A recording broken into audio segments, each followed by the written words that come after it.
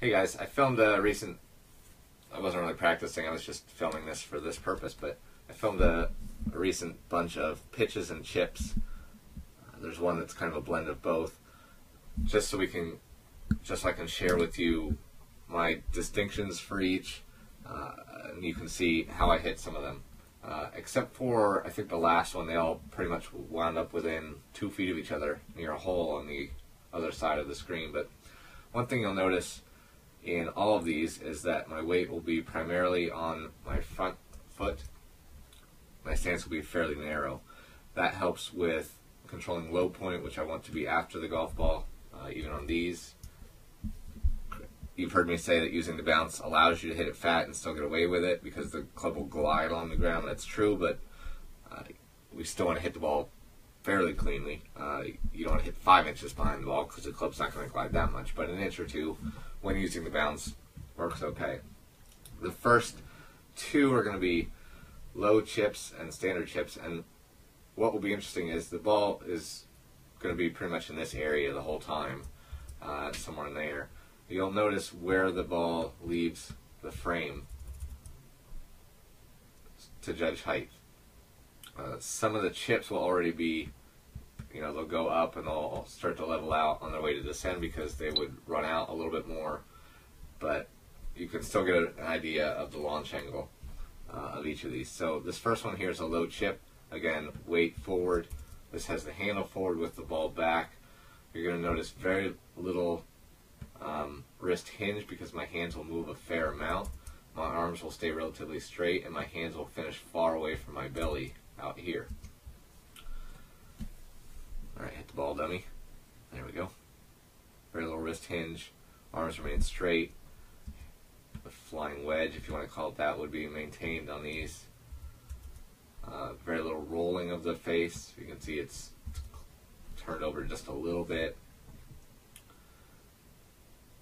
Again, butt of the club well away from my stomach. Arms relatively straight. This is a slightly higher chip. Ball's not quite as far back.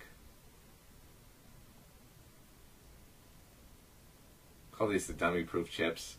They're kind of like a big putting motion, but not really. This one is a lower chip, kind of a pitch, just in the backswing. The follow-through will be mostly chip. The backswing will be a little bit of a pitch motion because I'll hinge my wrists a little bit. But because it's driven primarily with what I feel the leading edge, straight arms on the downswing and follow through, I still would call this a chip. A little more wrist hinge. Ball comes out the lowest of the three. So now we're into the, this is a standard pitch. A lot of wrist hinge. I'm still going to have shaft lean when I come down. Again, this is about 15 degrees of shaft lean or so. My lob wedge has 22 degrees of bounce. You can see I might hit this ball a quarter, a half inch behind the ball to get into the grass. Bounce allows the club to slide. You can see, look how long the bounce is engaged through the hit. I wouldn't be taking a divot. I'd be brushing, kind of scraping the turf, brushing, sliding, gliding along the turf here. But the ball comes out relatively high and soft. Again, they all end up about the same spot. This is the most exaggerated high shot. No, wait, this isn't. This is just a little higher one. The ball position is a little farther forward. Sorry, got out of sequence there. But you'll notice here the follow through is much further around. The arms bend. The butt of the club is very close to my chest or belly. A lot more pivot of the hips, pivoting around. My left leg is involved here. Here's a fairly high pitch. I hit a higher one later, but this would be a way to still use a lot of speed. The ball is slightly forward, although it's thrown off by the fact that my stance is open. Weight still favors the left foot, the front foot. My hands are lower than they have been in the other shots. That helps A, add the bounce, B, the club is open, the club face is open a little bit, It helps use the bounce and adds loft to the club. If you just open the face and keep the handle in the same spot, you wouldn't be using the bounce. You'd be putting the toe up, basically. And if you closed it, you could, or the heel into the ground. So dropping your hands, I might have that backwards. I think that's the toe, but whatever. Just trying to rest the sole flat on the ground. Lots of wrist hinge. Again, the hands move very little. The club head has moved quite a bit. Let's see, the ball comes out high and soft. I'm still pivoting around that front foot.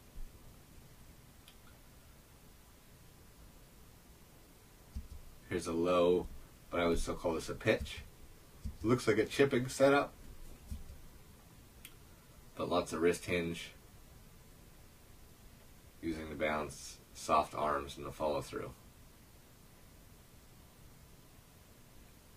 And a standard pitch. I have a little bit of that forward press, yes. Okay, if we take this one back, we can see shaft lean. This one is about 14 or 15 degrees. This lob wedge, this 60-degree wedge, has 22 degrees of bounce.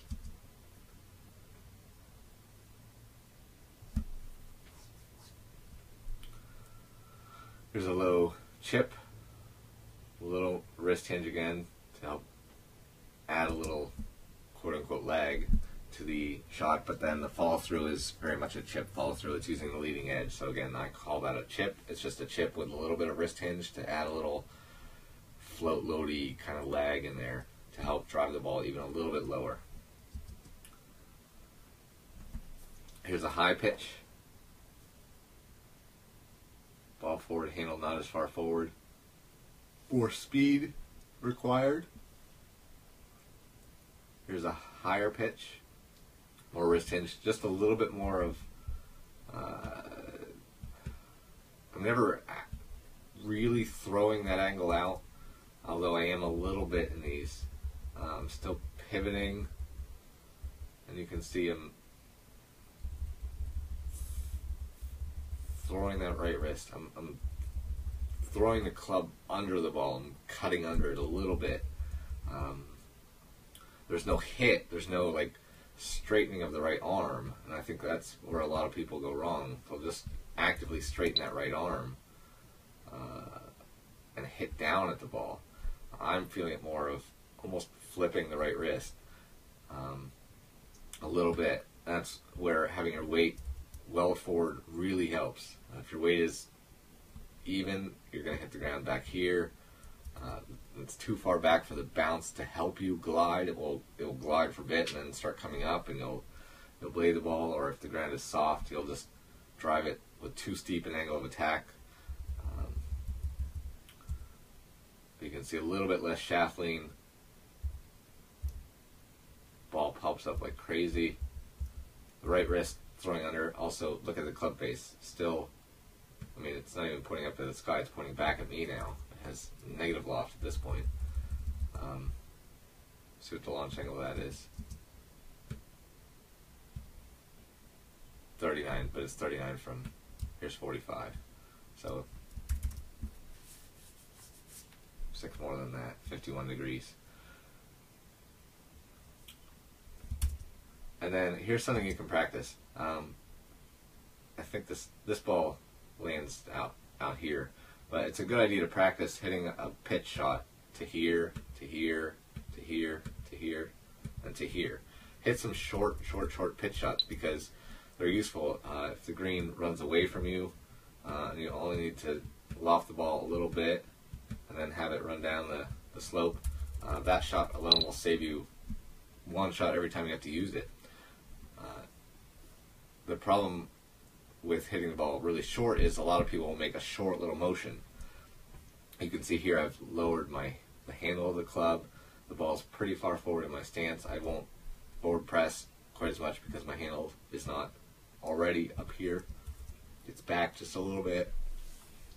Doing all this adds a lot of loft to the club and allows me to swing through with a lot of speed. So my club can't get stuck in some long grass. can make a more confident. It's easier to judge my distances when I'm making a kind of a bigger motion than when I'm trying to judge whether I need a 6-inch backswing or a 7-inch backswing. The difference between those being, whatever it is, 16%, but only 1 inch. So doing this allows me to swing with a lot more speed. My margin for error is greatly reduced, and the club won't get hung up in the long grass. This ball almost does its whole parabola and lands almost in frame. This shot didn't get to that hole that all the other shots got to. Again, we'll show that one.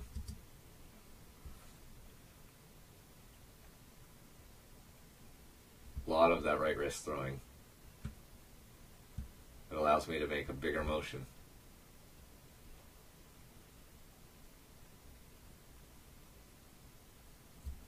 You can see my hands are ahead of the golf ball at this point, but then a lot of that right wrist motion.